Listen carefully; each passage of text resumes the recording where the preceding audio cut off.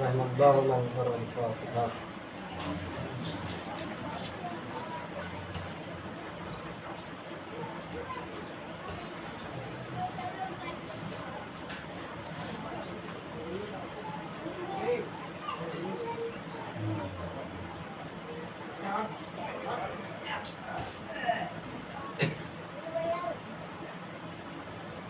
لا حول ولا قوة إلا بالله العلي العظيم۔ أعوذ بالله من الشيطان اللعين الرجيم، بسم الله الرحمن الرحيم۔ الحمد لله خالق العباد وساطه البلاد ومقصد النجاة، ليس لأوليته ابتداء ولا لأبديته ابتداء، والأول ولم يزل والباقي بلا عجل، خرت له الجباء ووحدته الشفاء، الصلاة والسلام والتحية والإكرام على النبي الأمي المكي المدني القرشي الحجازي العربي الهاشمي، صاحب التاج والمنبر والقطبة والمقبر والجبين الأطهر والحسب الأشهر والنسب الأنور، أبي القاسم محمد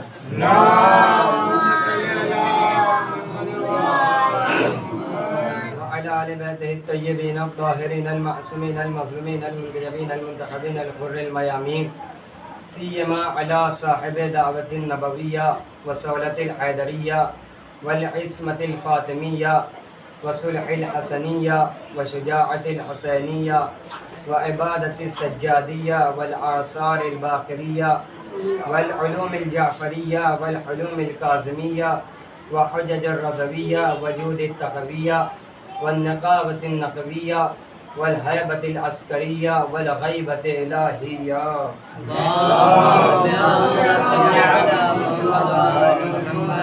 ولعنة الله على أعدائهم أجمعين ومنكر فضائلهم ومصائبهم وشجاعتهم وسخاوتهم وولايتهم أجمعين من يومنا هذا إلى قيام يوم الدين، أما بعد فقد قال الله تبارك وتعالى في القرآن الكريم وهو أصدق الصادقين وقوله الحق ثم الحق، بسم الله الرحمن الرحيم، وقال ربكم ادعوني استجب لكم۔ صلاۃ پر محمد وعلی محمد۔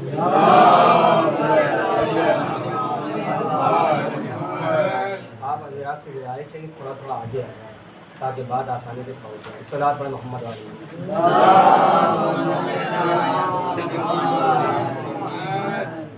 عزیزان ایمان، بزرگان ملت، ماتم داران سید الشہداء، سواران مظلوم کربلا، خداوند عالم قرآن مجید میں ارشاد فرما رہا ہے کہ ادعونی استجب لکم، میرے بندو مجھ سے دعا کرو میں تمہاری دعا کو قبول کروں گا۔ اے میرے بندو میری بارگاہ میں آؤ، مجھ سے مانگو میں عطا کروں گا۔ ذرا پہچانے کہ پروردگار بندوں سے کتنی محبت کرتا ہے۔ دعا کہتے کسے ہیں؟ جب کوئی بڑا اپنے چھوٹے سے کچھ مانگے تو یہ ہے حکم، جب کوئی چھوٹا اپنے بڑے سے کچھ مانگے تو یہ ہے دعا، جب دو برابر کے افراد آپس میں ایک دوسرے سے کچھ مانگے تو یہ ہے التجا اور گزارش۔ لیکن یہ آیت بڑا عجیب لطف رکھتی ہے، چونکہ خدا نے کہہ دیا کہ مانگو لہٰذا وہ بڑا ہے، یہ حکم بنا، مگر چونکہ بندے کو مانگنا ہے تو ہم چھوٹے ہیں وہ بڑا ہے لہٰذا دعا بنی۔ ایک آیت ہے، دو رخ ہیں۔ توجہ کیجئے گا، خدا کہہ رہا ہے مجھ سے دعا کرو میں تمہاری دعا کو پورا کروں گا۔ میرا سوال بارگاہ قدرت میں یہ ہے کہ اے میرے مالک، اب تک جتنی نعمتیں تھیں، اب تک جو کچھ عطا کیا تھا بغیر مانگے عطا کیا تھا۔ میں توجہ کیجئے گا، اب تک جو کچھ عطا کیا تھا بغیر مانگے عطا کیا تھا، تو اب کیوں کہہ رہا ہے کہ مانگو؟ اب قرآن میں یہ آیت کیوں بھیج رہا ہے کہ مانگو مجھ سے دعا کرو؟ اب تک جو کچھ عطا کیا تھا، اگر آپ کہیں کہ کیا عطا کیا پروردگار نے، تو سب کو رکھیے سائڈ میں، صرف اپنا وجود دیکھ لیجئے کہ ہم نے اپنا وجود اللہ سے نہیں کہا کہ ہمیں پیدا کر دے، ہم نے اللہ سے نہیں کہا کہ پروردگار مجھے پیدا کر دے۔ خدا نے ہمارا وجود ہمیں دیا یا نہیں دیا؟ دیا، اور بغیر مانگے دیا۔ اور یہی وجہ ہے، جملہ کہتا چلو یہی وجہ ہے کہ جو چیز بغیر مانگے مل جائے اس کی قدر سمجھ میں نہیں آتی ہے. ایک صلوات پڑھیں محمد و آل محمد پہ.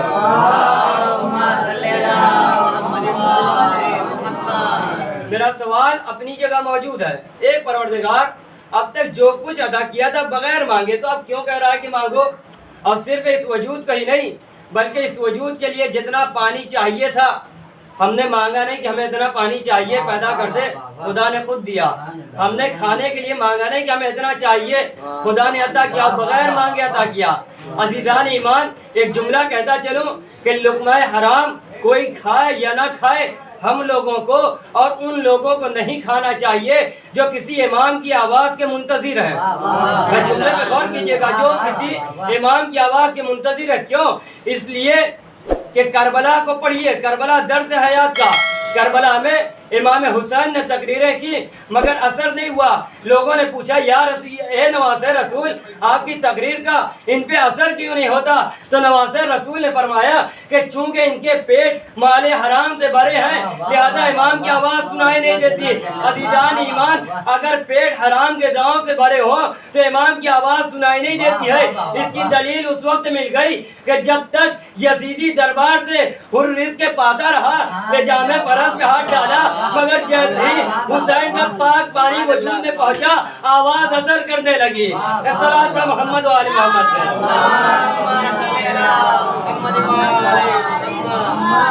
پھر پروردگار کیوں کہہ رہا ہے کہ مانگو؟ میرا سوال اپنی جگہ موجود ہے. پھر کیوں کہہ رہا ہے کہ مانگو؟ کیا اس لیے کہ ہم مانگیں گے تو وہ خدا خدا بنے گا؟ ہم پکاریں گے تو اس کی خدائی چمکے گی. قسم خدا کی ساری کائنات اگر سجدہ نہ کرے تب بھی وہ خدا ہے. خدا خدا رہے گا. الہی منصب کے یہی تو پہلو ہوتے ہیں کہ الہی منصب ماننے کے محتاج نہیں ہوتے. تم مانو یا نہ مانو خدا خدا ہے، رہے گا. تم مانو یا نہ مانو رسول رسول ہے، رہے گا. تم مانو یا نہ مانو امام امام ہے، رہے گا. یہ تمہارے ماننے کی بیساکھیوں پہ نہیں کھڑے ہوتے ہیں. یہ تمہارے ماننے کی بیساکھیوں پہ نہیں کھڑے ہوتے کہ تم مانو گے تو یہ خدا بنیں گے، تم مانو گے تو یہ رسول بنیں گے، تم مانو گے تو یہ امام بنیں گے. اما یہ کسی کے ماننے سے نہیں بنتے. ہاں، یہاں تم مانو گے تو کچھ بن جاؤ گے. محمد و آل محمد میں.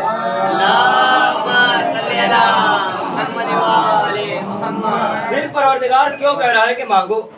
اب فلسفہ ہے. اب ذرا پہچانے کہ خدا کیوں کہہ رہا ہے. خدا اس لیے کہہ رہا ہے کہ قرآن خطاب کرے گا اسے کہ جو بالغ ہو گیا ہو. توجہ کیجیے گا، یعنی جو 15 سال کا ہو گیا ہو. اس سے پہلے قرآن خطاب نہیں کر رہا ہے. جو بلوغ تک پہنچ گیا ہے اس سے خطاب ہے قرآن کا.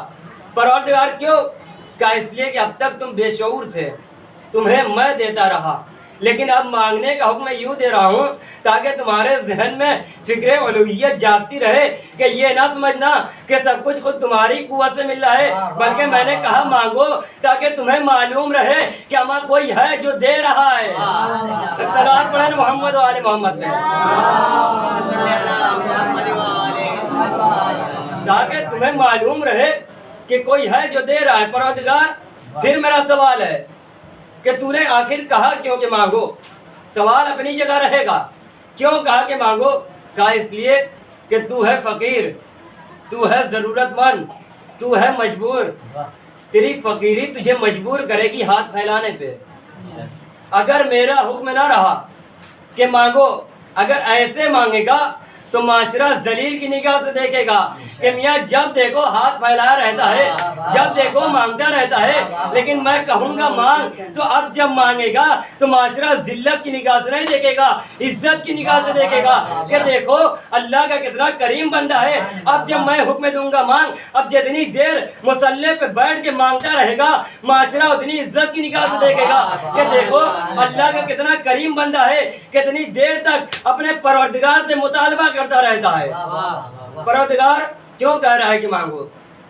کہا اس لیے کہ تو ہے ضرورت مند، تو ہے مجبور. اور عزیزان ایمان، خدا ہم سے کتنی محبت کرتا ہے. پہچانے تو خدا یہ نہیں چاہتا کہ وہ اپنے زندہ بندوں کی بے حرمتی برداشت کرے، اما جب خدا نہیں چاہتا کہ کوئی اس کی بے حرمتی برداشت کرے، اب جب خدا کے بندے ایک دوسرے کی بے حرمتی کریں گے تو خدا کیسے برداشت کرے گا؟ ایک صلوات پڑھیں محمد و آل محمد پہ۔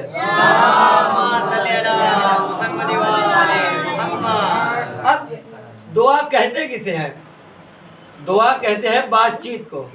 آپ کہیں گے دلیل کیا ہے کہ دعا بات چیت کو کہتے ہیں؟ میں کہوں گا اس سے بڑی دلیل کیا ہے؟ جب آپ مصلی پہ جاتے ہیں تو دعائے قنوت پڑھتے ہوں گے، دعائے قنوت میں یہی تو پڑھتے ہوں گے، ربنا اغفر لی ولوالدیّ وللمؤمنین یوم یقوم الحساب، پروردگار میری مغفرت کر، بات ہی تو کر رہے ہیں، میرے والدین کی مغفرت کر، بات ہی تو کر رہے ہیں، برادران مومن کی مغفرت کر، بات ہی تو کر رہے ہیں۔ اس کا مطلب یہ ہے کہ دعا بات چیت کو کہتے ہیں۔ عزیزان ایمان، خدا کہہ رہا ہے کہ مجھ سے بات چیت کرو، توجہ کیجیے گا، وہ خدا کہہ رہا ہے مجھ سے بات چیت کرو، مگر بندے نے اپنے کو اتنا پست کر لیا ہے کہ دنیا کے مٹ جانے والے منصب کے مالکوں سے لو لگا بیٹھا ہے کہ پردھان جی ہم سے دو باتیں کر لیں، منتری جی ہم سے دو باتیں کر لیں۔ عزیزان ایمان، انسان بیٹھا ہے کہ وہ ہم سے باتیں کر لیں، بلا صاحب ہم سے باتیں کر لیں۔ عزیزان ایمان، لیکن یہ خدا اس گفتگو کا معیار تو دیکھے کہ خدا آخر بات کرتا ہے تو کس سے کرتا ہے؟ یا طور پر موسیٰ سے کرتا ہے یا معراج پر رسول اللہ سے کرتا ہے؟ ایک صلوات پڑھیں محمد و آل محمد پہ۔ خدا کہہ رہا ہے کہ مجھ سے دعا کرو، مجھ سے بات چیت کرو۔ عزیزان ایمان، اب دعا خدا کو اتنا پسند ہے، میں آپ کو بتاؤں خدا کو دعا کتنا پسند ہے۔ اگر کوئی پوری رات عبادت کرتا رہے، مصلی پہ پڑا رہے، مسجد میں گڑا رہے، ماتھے پہ گٹا بھی رہے، ہاتھوں میں تسبیح بھی رہے، بغل میں لوٹا بھی رہے، کاندھے پہ بستر بھی رہے، ساری رات عبادت کرتا رہے، اور عبادت کرنے کے دوران وہ خدا سے دعا نہ کرے، ہاتھ نہ اٹھائے، تو اللہ فرشتوں سے کہتا ہے کہ اس کی نماز اسی کے منہ پہ مار دو۔ توجہ کریں، اس کی نماز اس کے منہ پہ مار دو۔ کیوں؟ کیسے کہ اس نے مجھے اس قابل نہ سمجھا کہ یہ مجھ سے کچھ مانگے۔ عزیزان ایمان، اب آپ کی توجہ کے لیے ایک فقرہ کہوں، اس کا مطلب یہ ہے کہ کائنات میں، دنیا میں کچھ لوگ ایسے بھی پائے جاتے ہیں کہ جن کی نمازیں ان کے منہ پہ مار دی جاتی ہے۔ اب پتہ کیسے چلے کہ وہ کون لوگ ہیں کہ جن کی نمازیں ان کے منہ پہ مار دی جاتی ہے؟ تو زیادہ دور جانے کی ضرورت نہیں ہے، ہم نے یہی دیکھا کہ نماز میں کبھی چہرہ ادھر کبھی چہرہ ادھر۔ بھائی یہ چہرہ ادھر ادھر کیوں ہو رہا ہے؟ یہ وجہ یہ ہے کہ جب فرشتوں کا تماشا ادھر پڑتا ہے تو چہرہ ادھر ہوتا ہے، جب ادھر پڑتا ہے تو چہرہ ادھر ہوتا ہے، ساری زندگی ادھر ہی ادھر میں بیت جاتی ہے، کبھی بستر لے کے تو کبھی چہرہ ادھر ادھر کر کے۔ صلوات پڑھ محمد و آل محمد پہ۔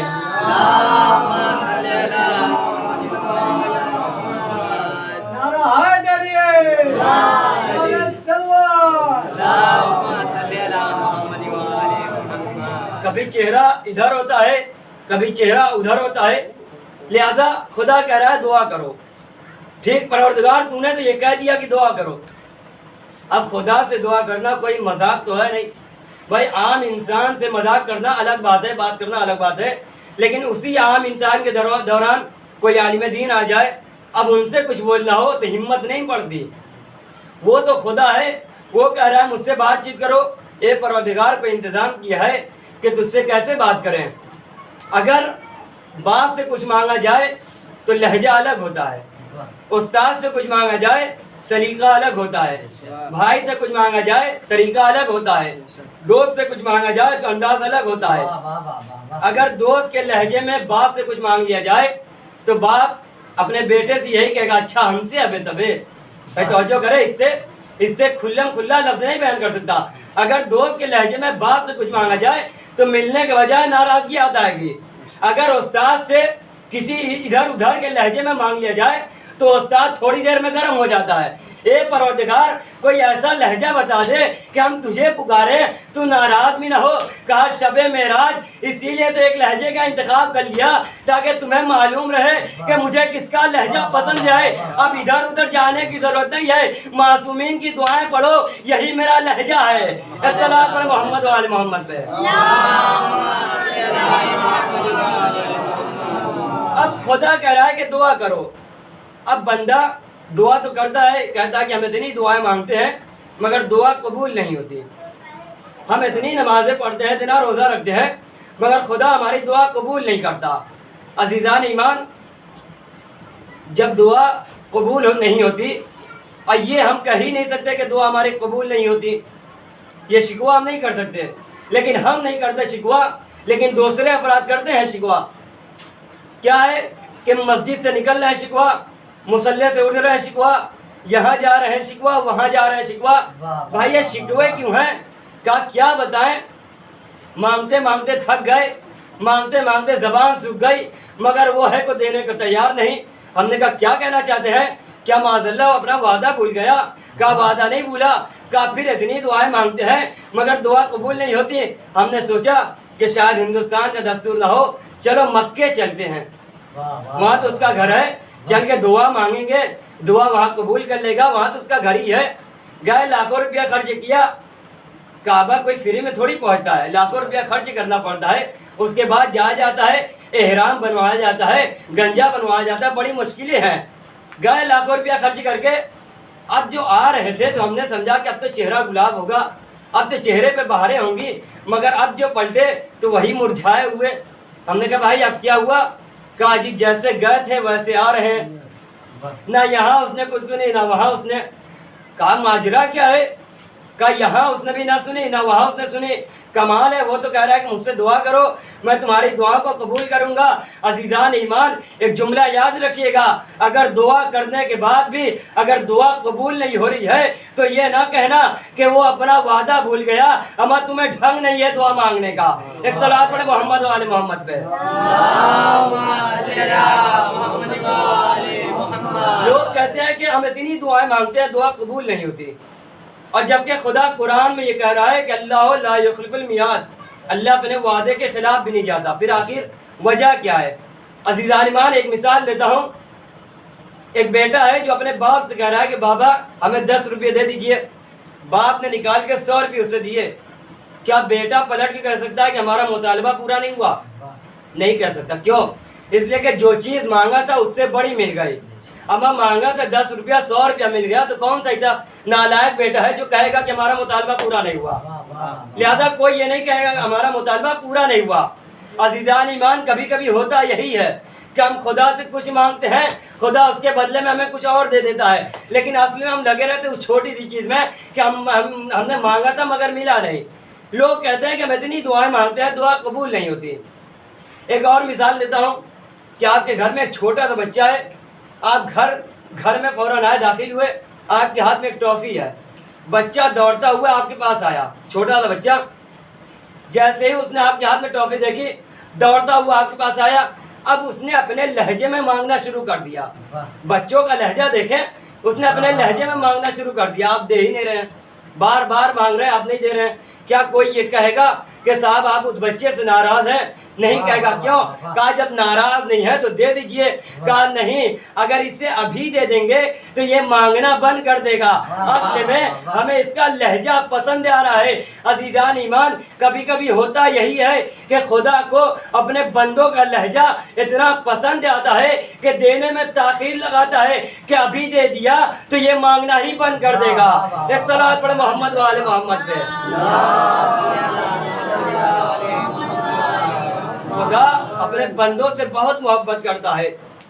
اور عزیزان ایمان، جب کوئی دنیا سے جاتا ہے، بس آخری بات، جب کوئی دنیا سے جاتا ہے تو غسل و کفن دیا جاتا ہے، کفن دفن کیا جاتا ہے، لیکن خدا اتنا کریم ہے کہ اس نے کہا کہ غسل تم کرو گے ثواب ہم دیں گے، دفن تم کرو گے ثواب ہم دیں گے، تشییع جنازہ تم کرو گے۔ تشییع کہتے ہیں جنازے کے پیچھے پیچھے چلنا، یعنی ضروری نہیں ہے کہ تم جنازے کا بوجھ اٹھاؤ تو ثواب ملے، صرف پیچھے چل رہے ہو تو بھی اللہ ثواب دے رہا ہے۔ ایک جملہ کہتا ہوں کہ عزیزان ایمان، اللہ مردہ مومن کے پیچھے پیچھے چلنے پہ ثواب دے رہا ہے۔ ایک انسان مر گیا ہے، جنازے میں دفن ہے، جنازے میں رکھا گیا ہے، اسے لے جایا جا رہا ہے۔ اب جو لوگ پیچھے چل رہے ہیں اللہ اسے بھی ثواب دے رہا ہے۔ اللہ اتنا کریم ہے کہ جب مردہ مومن کے پیچھے پیچھے چلنے پہ ثواب دے تو کائنات سوچتی کیوں نہیں جب ایک مردہ مومن کے پیچھے پیچھے چلنے پہ اللہ ثواب دے تو جو امیر المومنین کے پیچھے چلے اللہ اسے ثواب کیوں نہیں دے گا؟ ایک صلوات پڑھے محمد و آل محمد پہ۔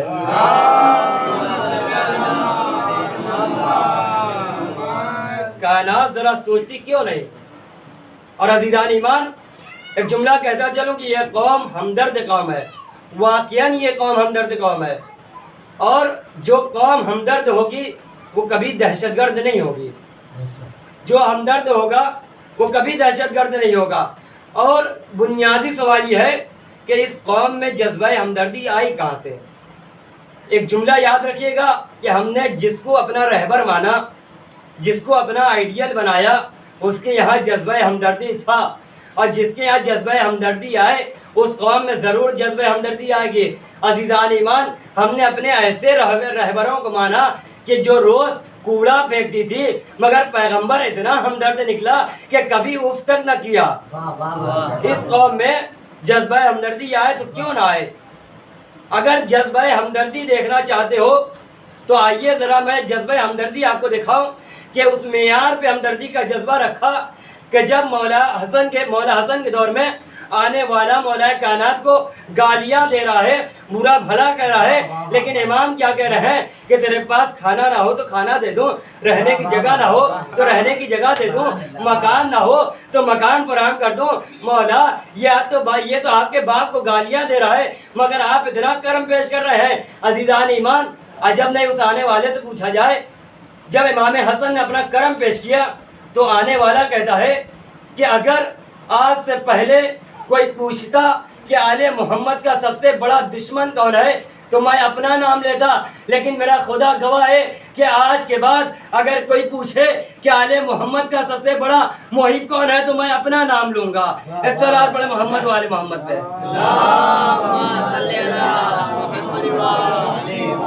اس قوم میں جذبہ ہمدردی آیا اسی لیے کہ ہم نے جس کو اپنا رہنما مانا، جس کو اپنا آئیڈیل بنایا اس کے یہاں جذبہ ہمدردی تھا۔ عزیزو افسوس یہ نہیں ہے کہ کیا کیا گیا، افسوس یہ ہے کہ کس کے ساتھ کیا کیا گیا۔ جو کائنات کے لیے اتنا ہمدرد تھا اسے اتنا بے دردی سے مارا گیا۔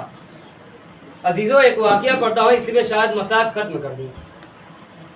ایران میں ایک عیسائی تھا، اس کی ایک چھوٹی سی بچی تھی، مریض ہو گئی، بیمار ہو گئی۔ ڈاکٹروں نے جواب دے دیا کہ اب یہ بچی بچے گی نہیں۔ باپ آیا اس کی ماں کے پاس، آ کے کہتا ہے کہ تم تو جانتی ہو یہ بچی مجھے کتنی عزیز ہے۔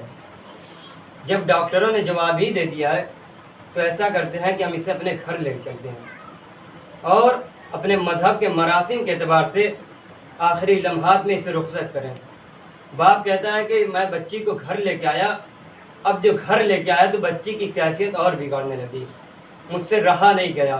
عزیزو صاحب اولاد ہونا، احساس کرو جب کوئی چھوٹی سی بچی یتیم ہو جائے کیسا دل پہ گزرتی ہے۔ عزیزو روایت کہتی ہے کہ جب جناب سکینہ کو اونٹ پہ باندھا گیا، چھوٹی سی بچی کو آپ دیکھیے، اس کے بعد اونٹ کی کوہان کو دیکھیے کیسی پشت ہوتی ہے اونٹ کی۔ جب سکینہ کو باندھا گیا جیسے جیسے اونٹ دوڑتا تھا سکینہ کی پسلیاں رگڑتی جاتی تھیں۔ یہی وجہ ہے کہ جب اونٹ سے سکینہ نیچے آئی ہیں تو دوڑتی ہوئی بھیا سجاد کے پاس گئی ہیں، جانے کے بعد کہتی ہے اے بھیا سجاد ارے میری پسلیاں ٹوٹ گئی، اے بھیا سجاد یہ میری پسلیوں کا زخم دیکھو۔ جزاکم اللہ۔ عزادارو باپ کہتا ہے جیسے ہی میں بیٹی کو گھر لے کے آیا بیٹی کی کیفیت بگڑنے لگی، مجھے یقین ہو گیا کہ اب یہ بچی بچے گی نہیں۔ آ کے کہتا ہے کہ تم تو جانتی ہو یہ مجھے میری بچی کتنی عزیز ہے، میں اسے آنکھوں سے مرتا ہوا دیکھ نہیں پاؤں گا، لہذا میں گھر کے باہر جاتا ہوں، اگر کوئی واقعہ پیش آ جائے تو مجھے خبر کر دینا، میں فوراً گھر میں آ جاؤں گا۔ عزاداروں وہ کہتا ہے کہ میں تہران کی سڑک پہ نکلا، अभी कुछ दूर चला था कि मेरे कान में अचानक एक आवाज़ आई, अबुल फजल गाजी अब्बास, गाजी अब्बास अबुल फजल। वो कहता है जैसे ही मैंने ये आवाज़ सुनी मैं दौड़ता हुआ उसके पीछे गया। मैंने क्या देखा कि कुछ लोग हैं, एक ट्रक है, उस पर कुछ जालियाँ लदी हुई हैं, कुछ लोग गिरिया कर रहे हैं और ये आवाज़ लगा रहे हैं। वो कहता है मैं करीब गया, जाने के बाद एक शख्स से पूछा कि भाई ये कैसी आवाज़ें हैं, ये क्या कह रहे हो? कहा तुम मुसलमान नहीं हो? कहा नहीं मैं मुसलमान नहीं हूँ। कहा मैं तो ईसाई हूँ। कहा अच्छा फिर तुम करबला के बारे में जानते हो? कहा हम जानते हैं। मैं ये पूछ रहा हूँ कि ये लोग क्या आवाज़ें लगा रहे हैं? कहा करबला में हुसैन थे, हुसैन के एक भाई अब्बास थे, उन्हें जानते हो? कहा हाँ मैं जानता हूँ। कहा ये उन्हीं के रोज़े की जरिए तामीर हुई है, हम लोग इसे खुदा हाफिज़ी कहने के लिए आए हैं। आज़ादारो वो कहता है कि जैसे ही मैंने ये सुना मैं दौड़ता हुआ जाली के पास गया, जाली को पकड़ के मैंने कहा ए गाजी मैंने सुना है तुम्हारे आका की एक छोटी सी बच्ची थी जिसका नाम सकीना था। ए गाजी मेरी भी एक छोटी सी बच्ची है। डॉक्टरों ने जवाब दे दिया ए गाजी अगर मेरी बच्ची अच्छी हो गई तो मैं तुम्हारा मज़हब कबूल कर लूँगा, मैं मुसलमान हो जाऊँगा। अज़ादारो वो कहता है कि मैं खूब रोया, मैं खूब तड़पा, उसके बाद मेरा दिल हल्का हुआ। एक मर्तबा वो कहता है कि मैं अपने घर की तरफ पलटा। अब जो मैं अपने घर की तरफ पलटा मैंने अजीब मंजर देखा। अरे गली में भीड़ लगी हुई है, लोग जमा है। मैं समझ गया मेरी बच्ची दुनिया से चली गई। वो कहता है जैसे ही मैं घर के दरवाजे पे पहुंचा मैंने क्या देखा, जो बच्ची कल तक उठने के लायक न थी, अरे सहने खाना में वो दौड़ रही है, उसकी आंखों से आंसू रवा है। मैं दौड़ता हुआ गया, अपनी बच्ची से लिपट गया। ए मेरी बच्ची तुझे कोई तकलीफ तो नहीं है? ए मेरी बच्ची तू ठीक तो हो गई? ए बाबा मुझे कोई तकलीफ नहीं है। वो कहता कि मैं अभी सवाल कर रहा था कि एक मर्तबा बच्ची की आवाज़ थमी। बच्ची ने तड़प के कहा ए बाबा इतना बता दो तुम किसके पास गए थे? ए बाबा किसके पास गए थे? अज़ादारो बाप कहता है बच्ची को गले से लगाया, ए मेरी बच्ची तू ठीक तो हो गई? हाँ बाबा मैं बिल्कुल ठीक हो गई। बाबा मुझे नहीं मालूम तुम किसके पास गए थे, मगर जिसके पास भी गए थे ना बाबा आने वाला आया, फरिश्ते मेरी रूह कब्ज़ कर चुके थे। आने वाले ने कहा ए फरिश्तों मुझे आका हुसैन ने भेजा है, इसकी रूह वापस कर दो। ए बाबा मेरी रूह फरिश्तों ने वापस कर दी, मैं बिल्कुल ठीक हो गए। अज़ादारो वाक़या खत्म है, लेकिन अज़ादारो एक मर्तबा बच्ची फिर रोने लगी, बच्ची का गिरिया फिर बढ़ने लगा। एक मर्तबा बाद ने बच्ची को फिर गले से लगाया, ए मेरी बच्ची अब भी कोई तकलीफ है, अब भी कोई दुख है? नहीं बाबा मैं बिल्कुल ठीक हो गई। ए मेरे लाल जब तुझे कोई तकलीफ नहीं है तो फिर गिरिया क्यों कर रही हो? ए बाबा जुमला सुनेंगे अज़ादारो? बच्ची कहती है बाबा अब मैं अपने ऊपर नहीं रो रही हूँ। ए बेटी फिर किसके ऊपर रो रही हो? बाबा उस आने वाले की मुसीबत पे रो रही हूँ। ए बेटी उस आने वाले की कौन सी मुसीबत तुझे रुला रही है? बच्ची कहती है बाबा अरे जो आने वाला आया था इतना करीम था, उसके हाथ न थे। ए बाबा उस करीम के हाथ किसने काटे? बाप कहता है ए बेटी अरे वो हुसैन का भाई सकीना का चचा जब करबला में पुश्ते पर हाथ से गिरा, अरे माँ फरियाद करती रही ए जालिमो मेरे बच्चे ने तुम्हारा क्या बिगाड़ा? ए जालिमो मेरे बेटे